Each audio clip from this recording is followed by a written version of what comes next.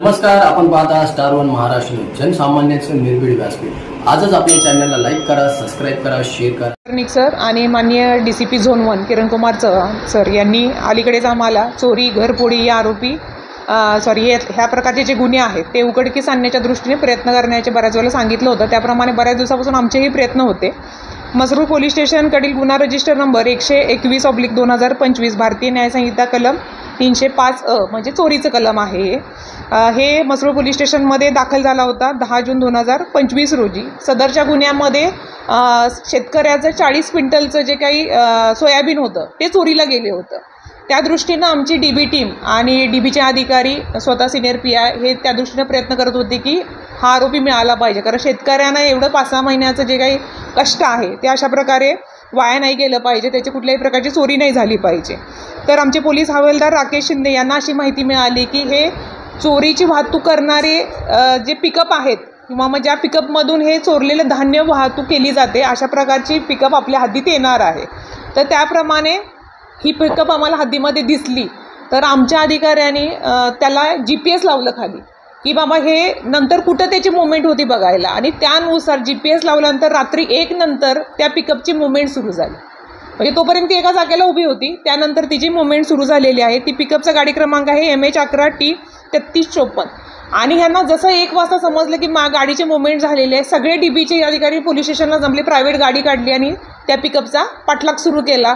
त्याला बऱ्याच वेळेला थांबवण्याचा प्रयत्न केला की आम्हाला हा पत्ता सांग किंवा काय काय। त्याला समजलं की हे आपल्याच पोलीस असणार आहेत, तर त्यांना जोरात गाडी हे करून एका शेतीमध्ये शेतीच्या त्या एरियात नेलेली होती। तर अशा प्रकारे यांनी पाठलाग करून त्यातला जो योगेश गांगोर्डे आहे ह्याला त्या पिकअपमधून घेतलं, म्हणजे शेतीमध्ये जाऊन पळत जाऊन पाठलाग करून यांनी योगेश गांगोर्डेला ताब्यात घेतलं। आणि योगेश गांगोर्डेला ज्यावेळेला पोलीस स्टेशनला आणून चौकशी केली त्यावेळेला असं जाणवलं की ह्याचा साथीदार आहे रवींद्र मोरे। हे काय करत होते, दिवसभर 2 व्हीलरवरून फिरायचं, कुठल्या शेतामध्ये सोयाबीन आहे, गहू आहे, तांदूळ आहे ह्याची माहिती काढायची। रात्री यांनी अशा 3 पिकअप गाड्या ऑलरेडी चोरलेल्या आहेत, म्हणजे ज्या 3 पिकअप गाड्या आम्हाला मिळालेल्या आहेत त्यांचं पोलीस स्टेशनला ग्रामीण भागामध्ये ऑलरेडी चोरीची FIR दिली गेलेली आहे।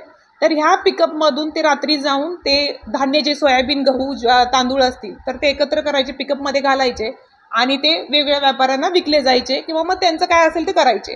तर या दृष्टीनं आम्ही हा गुन्हा जो उघडकीस आला आहे त्यामुळं 5 गुन्हे उघडकीस आलेले आहेत। त्यामध्ये नाशिक सिटीमधले आमच्याकडचे 3 गुन्हे आहेत, 80/2025, 121/2025, 142/2025, लासलगाव पोलीस स्टेशनचा एक आहे आणि तालुका पोलीस स्टेशनचा आहे। असे 5 गुन्हे उघडकीस आलेले आहेत।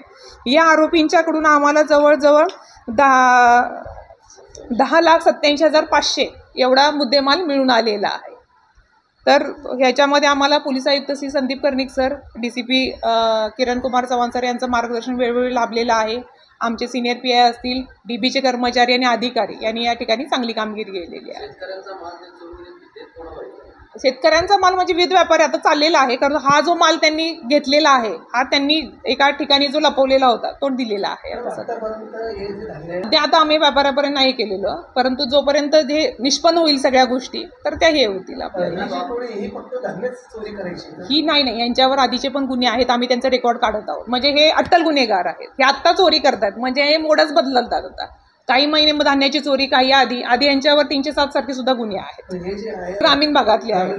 नाशिकमधल्या ग्रामीण भागातले। कोणत्या ठिकाण कोणते?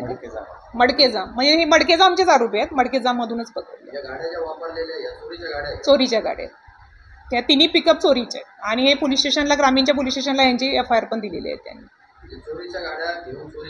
चोरीच करत होते।